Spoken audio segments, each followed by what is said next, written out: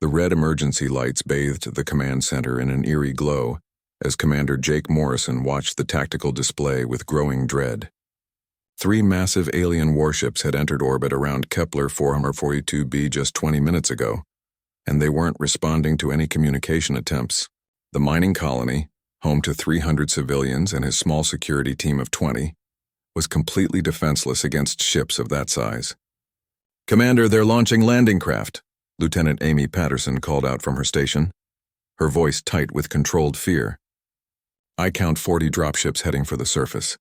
Jake slammed his fist on the console. They had known this day might come. The colony sat on one of the richest deposits of rare Earth elements ever discovered, and humanity's expansion into space had made them neighbors with species who didn't appreciate the competition. But knowing didn't make the reality any easier to face. "Sound the evacuation alarm," Jake ordered. "Get everyone to the underground shelters." "How long until those dropships land?" Amy's fingers flew across her keyboard. 15 minutes, maybe less." Jake grabbed the communications panel and switched to the colony-wide channel. His voice echoed through every building, every tunnel, every living space in the settlement. "This is Commander Morrison. We are under attack by hostile forces. This is not a drill. All civilians proceed immediately to the emergency shelters. Security teams Alpha and Bravo. Defensive positions around the main entrance. Team Charlie, cover the east tunnels. Move now." The colony exploded into organized chaos. Families grabbed emergency packs they had prepared for exactly this scenario and ran for the shelter entrances. Children cried as parents scooped them up. The miners, still covered in dust from their shifts, abandoned their equipment and joined the flood of people heading underground. Jake's security team, mostly former military personnel who had come to the colony seeking a peaceful life, checked their weapons and took up defensive positions. They had plasma rifles, body armor, and determination. Against 40 dropships full of alien soldiers, it wouldn't be nearly enough. "Amy, start transmitting the distress signal," Jake said quietly. "Use all frequencies. Maybe someone out there will help." Amy nodded and began composing the message. Her hands shook slightly as she typed. "To any vessels receiving this transmission, this is Kepler 442b colony requesting immediate assistance. We are under attack by unknown hostile forces. 3 capital ships in orbit. Multiple landing craft inbound. We have 300 civilians and limited defensive capability. Please respond. This is an emergency." She hit the transmit button and the message shot out into space at light speed, carrying humanity's desperate plea to anyone who might be listening. The dropships landed with thunderous booms that shook the ground. Ramps dropped and alien soldiers poured out. They were tall, nearly 7 feet, with gray-scaled skin and 4 arms. Each carried weapons that hummed with energy. Jake recognized them from the intelligence briefings. Vracs, a species known for conquering frontier worlds and enslaving the populations. "Hold your fire until they're in range," Jake spoke into his comm unit. "Make every shot count." The Vracs advanced in formation, confident and unhurried. They had done this hundreds of times before on dozens of worlds. To them, this was just another easy conquest. When the first wave reached the kill zone Jake had prepared, he gave the order. "Fire!" The plasma rifles lit up the twilight. Several Vracs fell, their shields overwhelmed by the concentrated fire. But for every one that fell, 10 more kept coming. Return fire smashed into the human positions, forcing Jake's team to take cover. The battle was brutal and short. Jake's people fought with everything they had, but they were simply outnumbered. Within an hour, the Vracs had pushed them back to the shelter entrances. 5 of Jake's team were dead, 8 more wounded. "Fall back into the tunnels," Jake shouted. "Seal the blast doors." The surviving security personnel retreated into the underground complex. The heavy blast doors slammed shut with a hiss of hydraulics, several tons of reinforced metal now standing between the colonists and the Vracs forces above. In the shelter's command center, deeper underground, Jake found Amy coordinating with the civilian volunteers. Engineer Danny Carter was reinforcing the door mechanisms. Dr. Helen Brooks was setting up a triage area for the wounded. "Any response to our distress call?"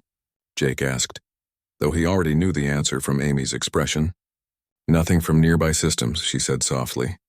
"But the Vracs intercepted our signal. They're broadcasting it on open channels, Jake. They're making fun of us."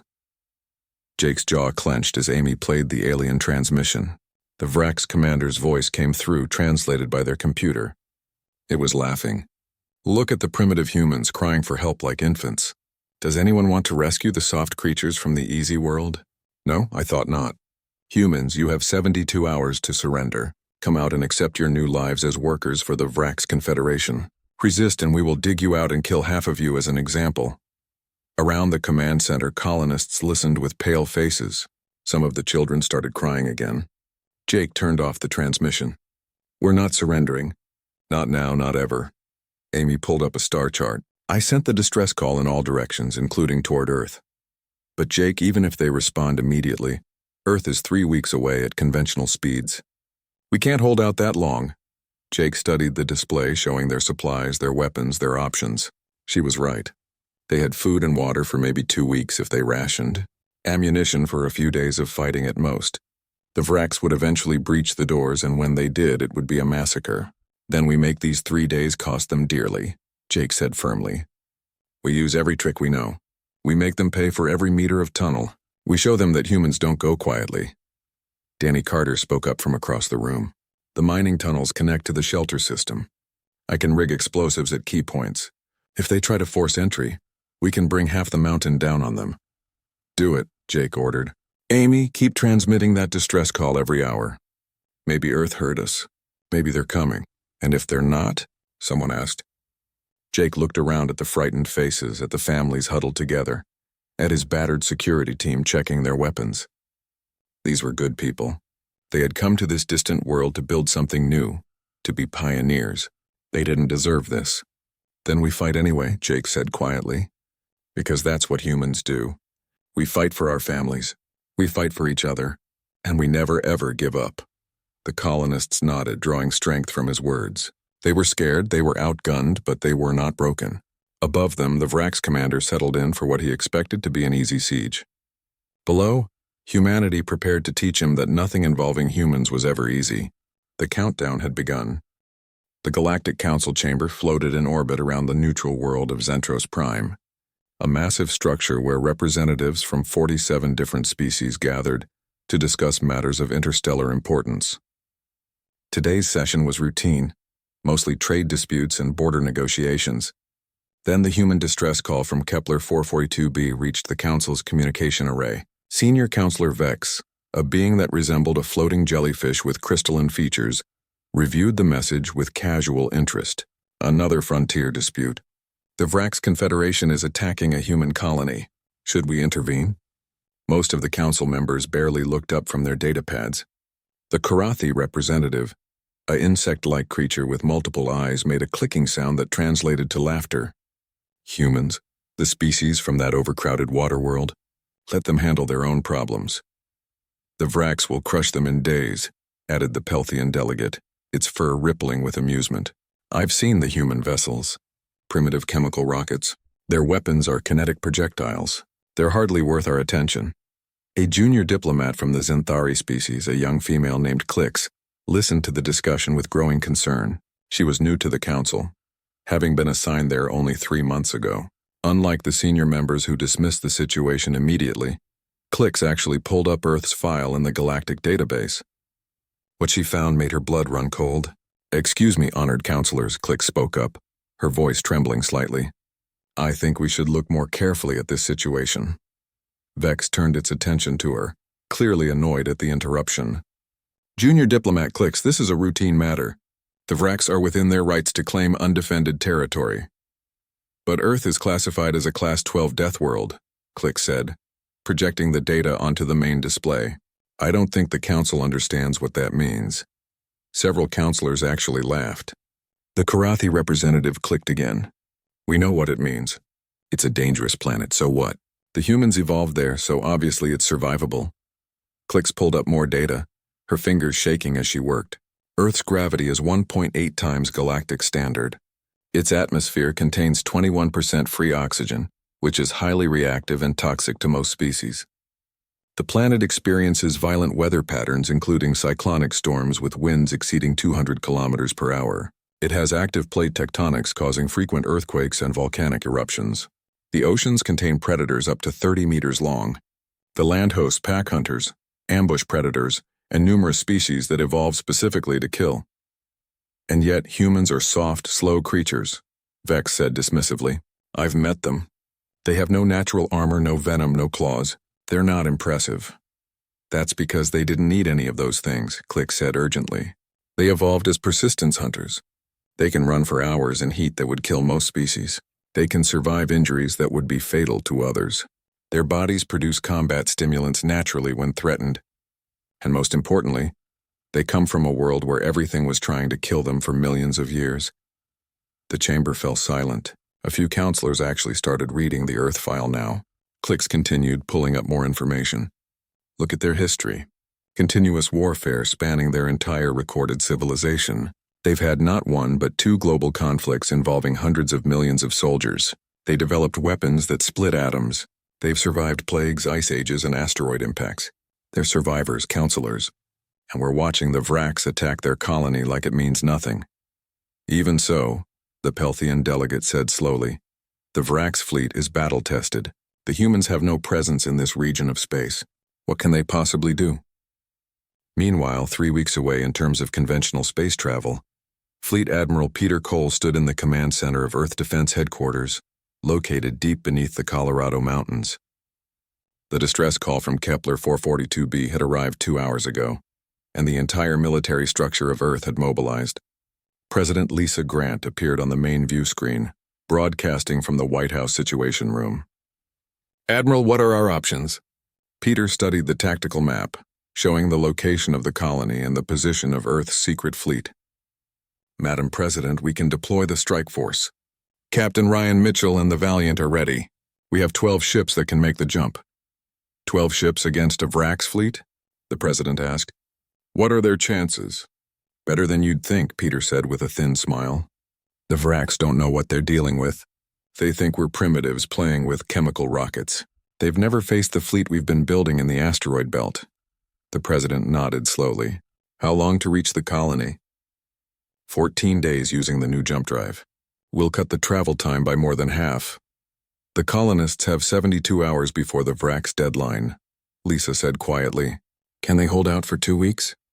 Commander Morrison is good, Peter said. If anyone can keep those people alive, it's him. But they'll need luck too. President Grant took a deep breath. Give Captain Mitchell his orders. Earth protects its own. Show the galaxy what happens when you attack human colonies. Peter saluted. Yes, Madam President. Within hours, the secret fleet that Earth had been building for the past 5 years began moving. The EDS Valiant, humanity's first true warship, powered up its engines. Around it, 11 other vessels took formation. The carriers Lexington and Yorktown prepared their fighter wings. Destroyers checked their weapon systems.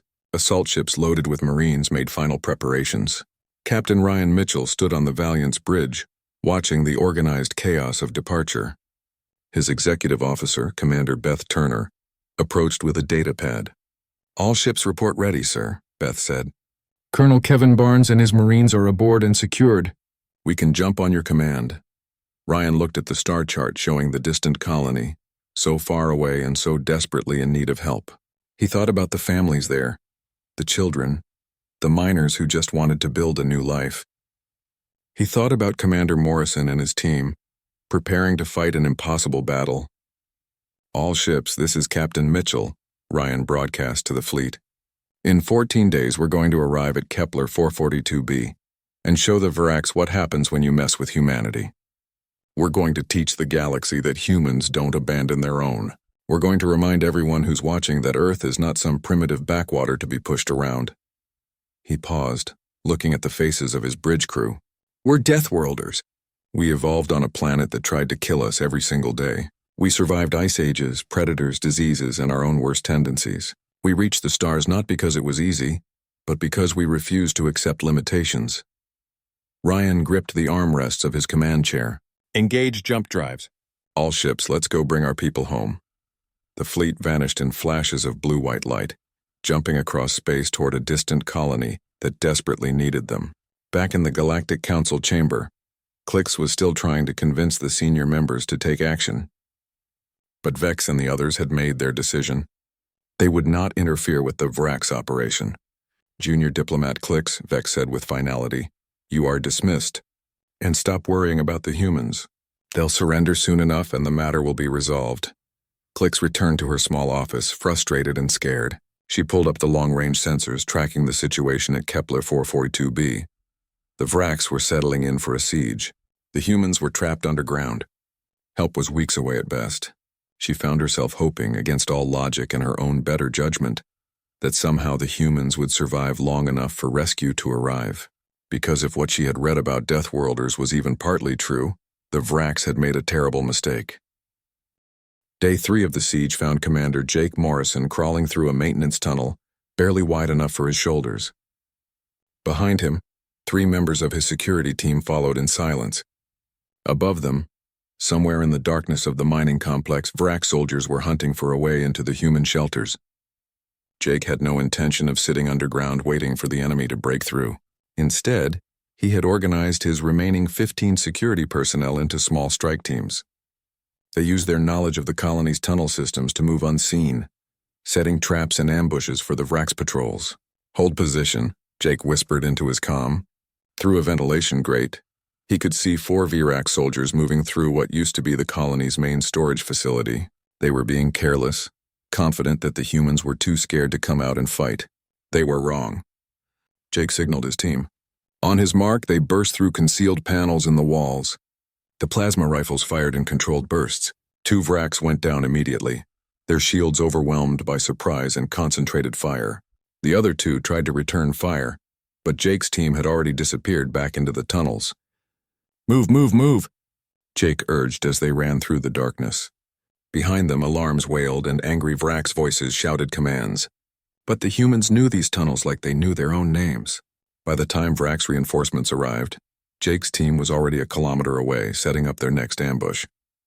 Back in the main shelter, Lieutenant Amy Patterson coordinated the various strike teams while monitoring the Vracs' communications they had managed to hack into. Dr. Helen Brooks worked tirelessly in the medical bay, treating the wounded from each raid.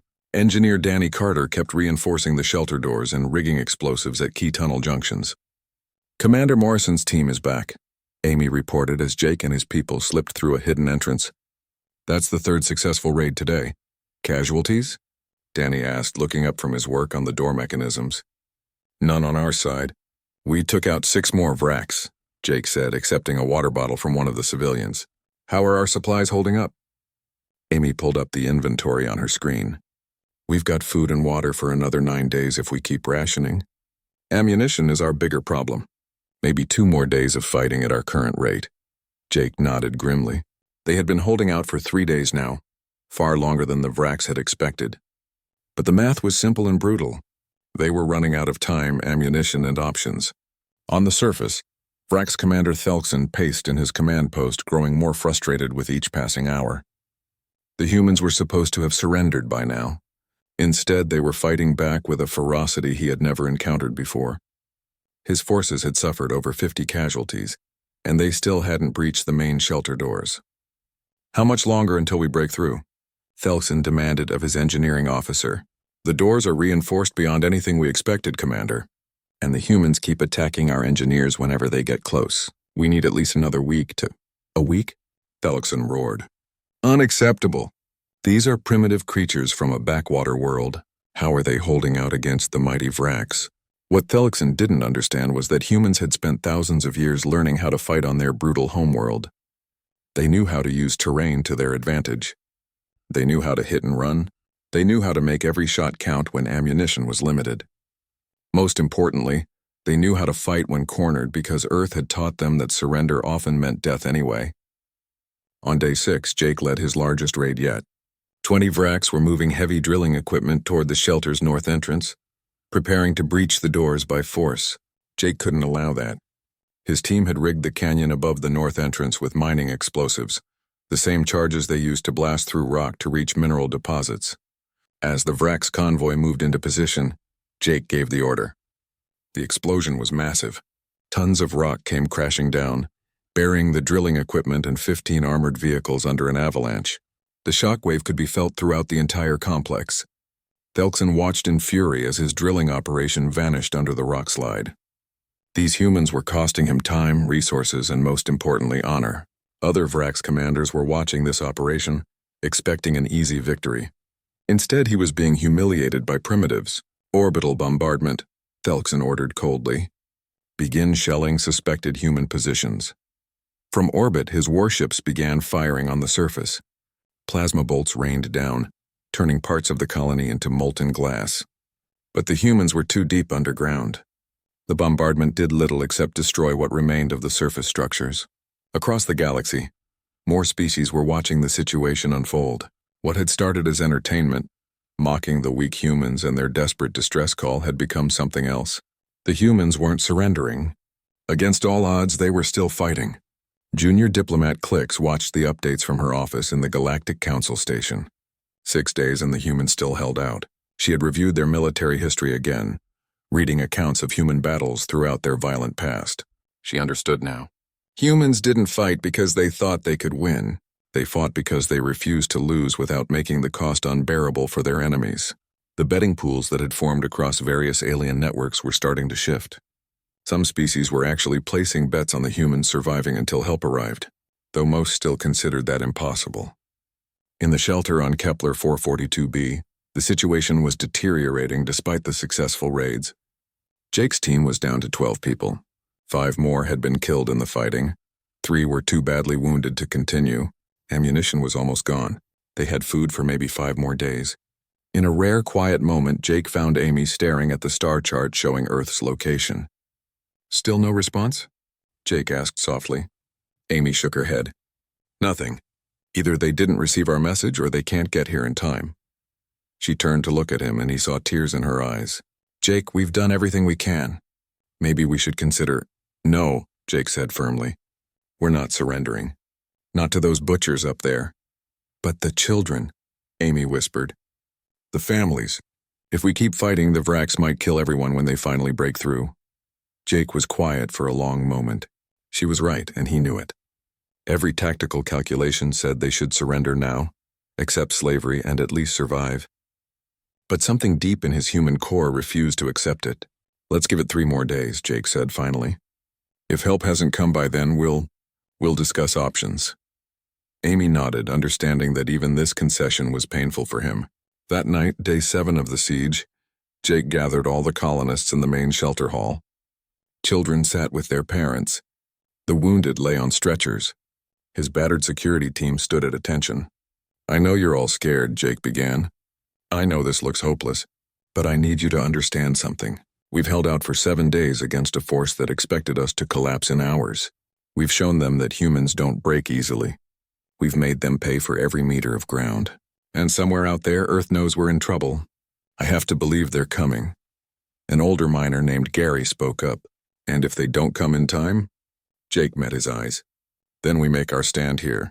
In this place we tried to build into a home. We make sure the Vraks remember the day they attacked human colonists. We make sure they think twice before attacking another human settlement." The colonists nodded slowly. They were exhausted, scared, and running out of hope. But they were also human, and humans had a long history of fighting impossible battles. On day 8, as Jake prepared for another raid, Amy received a transmission on an encrypted channel that only Earth military would know. Her hands shook as she decoded it. 3 words appeared on her screen: "Valiant inbound, hold." Amy's breath caught in her throat. She ran to find Jake, who was checking his weapon before heading out. "Jake," she called. "We just got a coded message. Earth received our distress call. The Valiant is coming. We just have to hold out a little longer." Jake closed his eyes briefly, allowing himself one moment of relief. Then he opened them and smiled grimly. "How long?" The message didn't say, "But they're coming." "Then let's make sure there are colonists left to rescue," Jake said. "Pass the word. Earth is coming. All teams double the raids. Make the Vraks pay for every hour they're on our world." The news spread through the shelter like wildfire. Children stopped crying. Parents held each other. The wounded found new strength. Even Danny Carter, exhausted from days of reinforcing the defenses, managed to smile. Earth hadn't abandoned them. Somewhere in the darkness of space, help was coming. They just had to survive long enough to see it arrive. The Vrak sensors detected something unusual at the edge of the Kepler 442b system. Multiple contacts moving at speeds that didn't match any known civilian traffic. The duty officer brought the information to Commander Thelkson, who was still fuming about the continuing human resistance. 12 vessels, Commander, the officer reported. Unknown configuration. They don't match any ships in our database. Thelkson studied the sensor data with mild interest. Probably merchants who wandered off their shipping lanes. Hail them. Tell them this system is now Vrax territory. They can either turn back or prepare to be seized. What Thelkson didn't know was that those 12 vessels represented 5 years of secret military development by Earth. Humanity had watched the galaxy and learned. They had studied the great powers and their weaknesses, and they had built their fleet not in orbit where it could be observed, but hidden in the asteroid belt beyond Mars, where no one thought to look. The EDS Valiant led the formation as Captain Ryan Mitchell studied the tactical display. 40 Vrax warships orbited the planet. Ground forces had been bombarding the colony for days, and somewhere underground, Commander Morrison and 300 colonists were fighting for their lives. Commander Turner, status report, Ryan said calmly.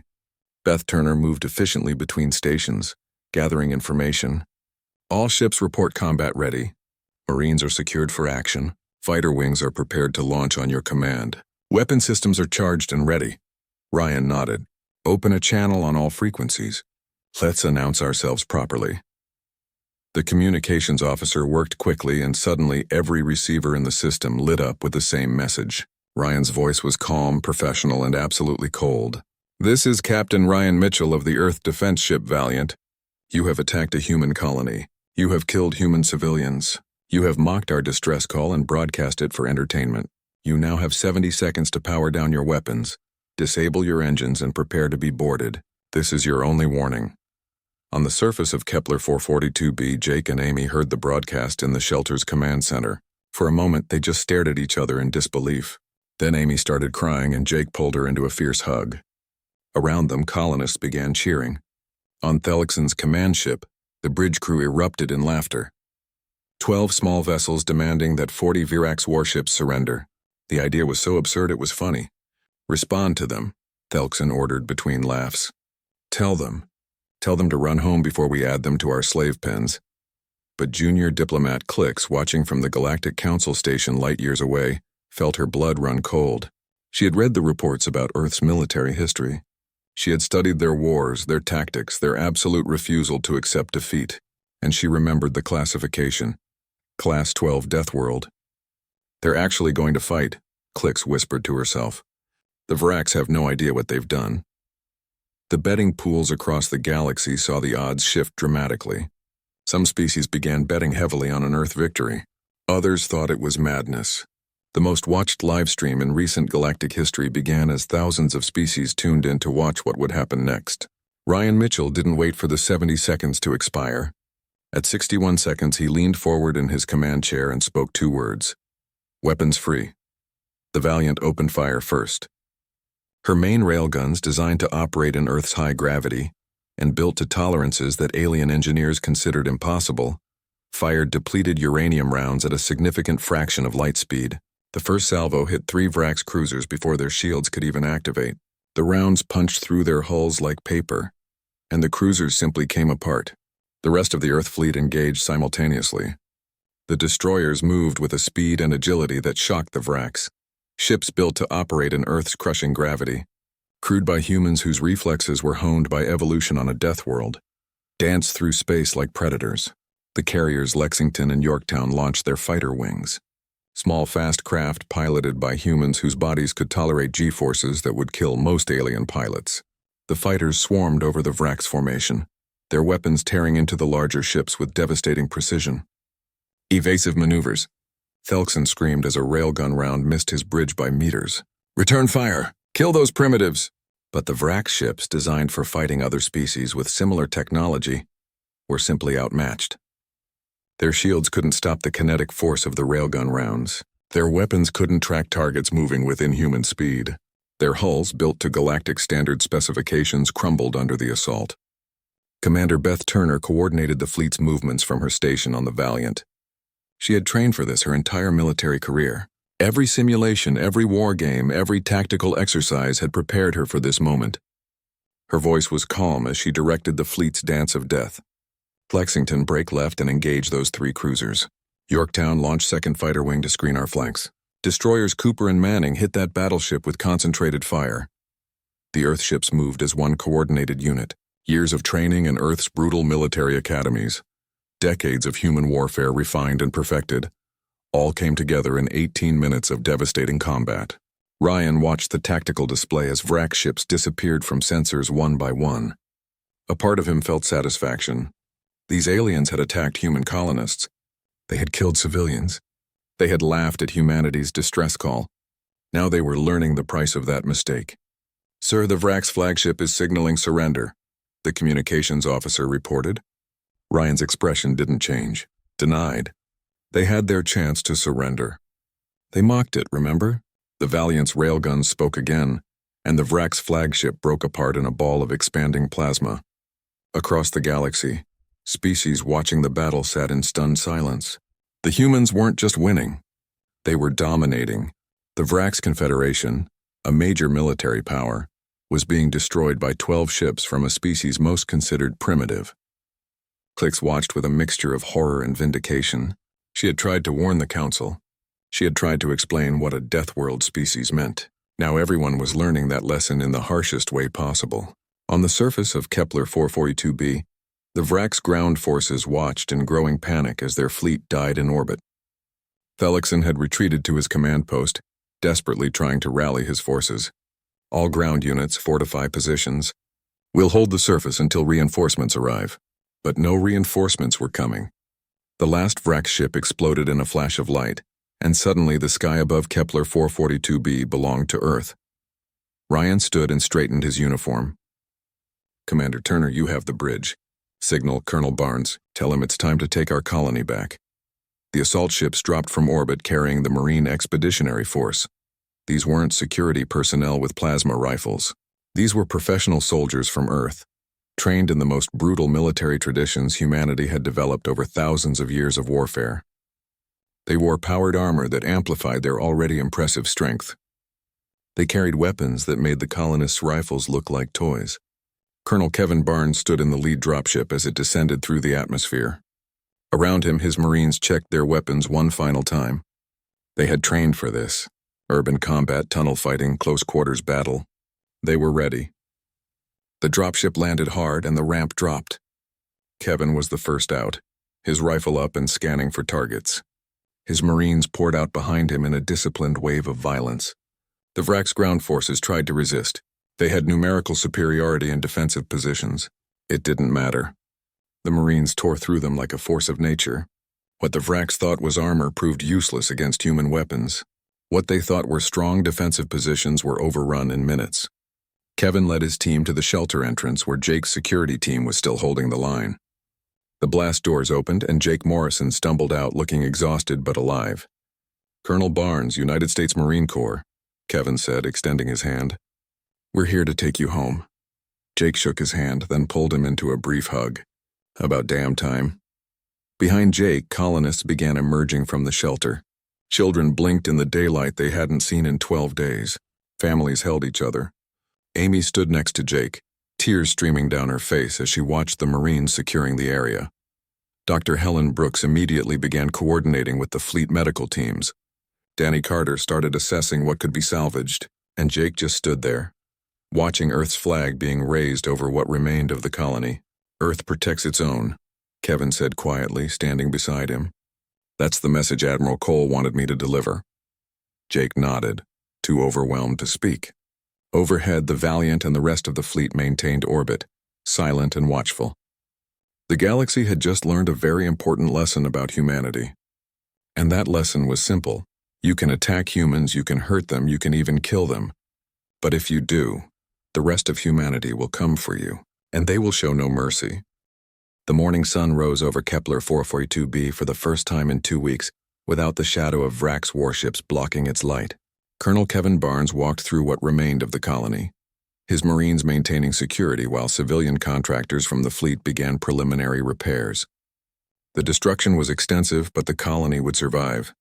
Jake Morrison stood near the ruins of the main administration building, watching as medical shuttles ferried the most seriously wounded to the fleet's hospital ships. Dr. Helen Brooks had worked herself to exhaustion, but she refused to rest until every colonist had been examined. Amy Patterson was coordinating with the fleet's logistics officers. arranging temporary housing for families whose quarters had been destroyed in the bombardment. "Commander Morrison," Kevin called out. Jake turned to see the Marine colonel approaching with a data pad. "I have a message from Fleet Admiral Cole. He wanted you to know, Earth protects its own. Always has, always will." Jake took the pad and read the full message. It was brief and to the point. The fleet would remain in orbit for 2 weeks to help with reconstruction. Additional security forces were being dispatched to establish a permanent military presence. And most importantly, Kepler 442b would be rebuilt stronger than before. "We held out for 12 days, Jake said quietly. "Lost 8 good people. Sometimes I wonder if we could have just surrendered, saved lives." Kevin shook his head firmly. "You did the right thing. If you had surrendered, the Vraks would have enslaved everyone here. They don't take prisoners, they treat well. You kept fighting and you kept your people alive long enough for us to arrive. That took courage." Across the galaxy, the footage of the battle was being analyzed by every major military power. In the Galactic Council chambers, an emergency session had been called. This time, every senior counselor was present and paying attention. Senior Counselor Vex floated before the assembled representatives, his crystalline features somehow managing to look embarrassed. "The Council acknowledges that we may have underestimated the human species." Junior Diplomat Clix stood to present her findings, no longer a dismissed voice but the Council's sudden expert on humanity. She projected images of Earth onto the main display. "Class 12 Deathworld," Clix began. "We thought we understood what that meant. We were wrong.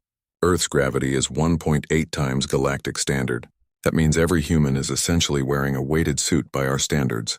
When they come to normal gravity environments, they're faster and stronger than they have any right to be." She pulled up more data. "Their atmosphere contains free oxygen at concentrations that would be toxic to most of us. They breathe a substance that is literally used as an oxidizer in most of our industries. Their bodies run on controlled combustion at a cellular level. Their evolution," Clix continued, "occurred in an environment where they were both predator and prey. They developed persistence hunting, the ability to track prey for days until it collapsed from exhaustion. They developed complex social structures to coordinate attacks. They developed intelligence as a weapon when they couldn't compete physically with larger predators." The council members listened in silence. Some looked frightened. Others looked fascinated. "But most importantly," Clix said, "they developed something we don't fully understand. They call it determination, stubbornness, or sometimes just not giving up. When faced with impossible odds, when any rational species would surrender, humans simply refuse to lose. We saw that at Kepler 442b. Commander Morrison's security team fought for 12 days with limited supplies and ammunition. They cost the Vraks over 200 casualties before the fleet arrived." The Karathi representative, who had laughed at the original distress call, spoke up nervously. "What are the Council's recommendations regarding future human interactions?" Vex looked at the data, then at the assembled counselors.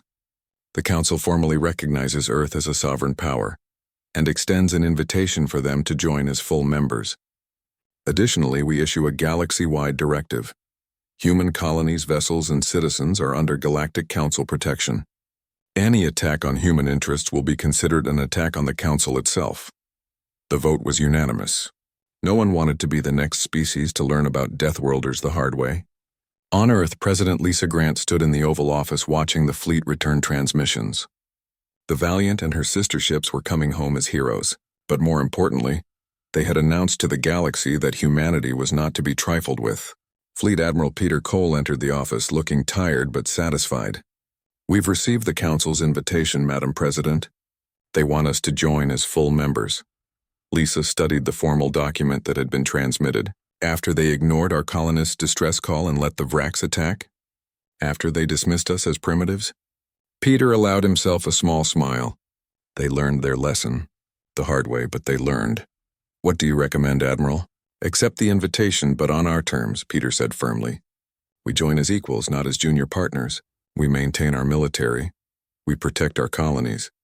And we make it clear that any future attacks on human settlements will be met with the same response the Vraks received." Lisa nodded slowly.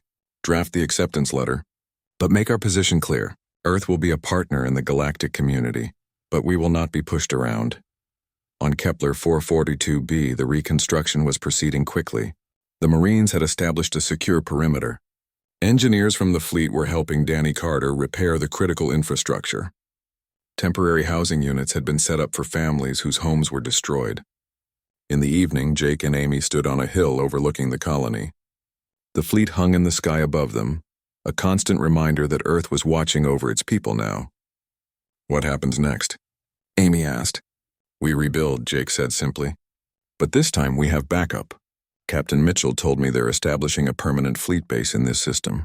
2 cruisers will remain on station at all times. We'll never be alone out here again." Amy leaned against him. "We held the line long enough. That's what matters." Below them, children were playing in the temporary housing area. Families were sharing meals prepared by the fleet's supply officers. Dr. Brooks was finally resting, sleeping for the first time in days. The wounded were recovering on the hospital ships. The colony had survived. Humanity had announced its presence on the galactic stage in the most dramatic way possible. In the weeks that followed, diplomatic relations were established. Earth sent ambassadors to the Galactic Council. Trade agreements were negotiated. Cultural exchanges began. But everyone remembered what had happened at Kepler 442b. The footage of the battle, known simply as the Valiant's response, became required viewing in alien military academies. It was analyzed, studied, and used as a teaching tool. The lesson was clear. Never underestimate a species from a death world. Junior diplomat Clix found herself promoted to senior advisor on human affairs. She met with President Grant and Admiral Cole, helping to bridge the cultural gap between humanity and the other species. She had been right to warn the Council, and now she worked to ensure that understanding went both ways. "Your people fought well," Clix told Jake during a visit to the colony. "Commander Morrison, you're something of a legend now. The human who held out against impossible odds." Jake shook his head. "I'm not a hero. I'm just someone who refused to let his people down." "That," Clix said gently, "is exactly what makes humans so dangerous. To you, that's just normal. To the rest of the galaxy, it's terrifying." The Vrax Confederation, what remained of it after the battle, sued for peace. The terms were harsh. They would pay reparations to the colonists. They would cede territory, and they would publicly acknowledge that they had underestimated humanity and paid the price. Commander Thelkson, who had survived the battle by fleeing before the final engagement, was court-martialed by his own people. The Vrax military wanted to distance itself from the disaster at Kepler 442b. Across the galaxy, betting pools opened on how long it would take for humanity to become a major power. The consensus was not long at all. 1 year after the battle, the Kepler 442b colony had been completely rebuilt. The population had grown to 500. New mining operations were opening. But now, 2 Earth cruisers orbited overhead at all times, and a Marine base sat on the northern continent. Jake Morrison had been promoted to Colonial Administrator. Amy Patterson served as his deputy. Danny Carter ran the engineering department. Dr. Brooks headed a new hospital facility. They had all been offered transfers back to Earth, medals, promotions. They had all chosen to stay. "This is our home," Jake explained to a reporter from Earth who came to do a story about the siege. "We almost lost it, but we fought for it. Now it's ours, and no one is taking it from us again." The reporter asked him what he thought about Earth's new role in the galaxy. Jake looked up at the stars, visible now in the clear night sky. "I think the galaxy learned an important lesson. You can laugh at humans. You can mock our distress calls. You can attack our colonies. But when you do, remember we're deathworlders. We evolved on a planet that tried to kill us for millions of years, and we won. We learned to fight to survive, to never give up no matter how bad the odds.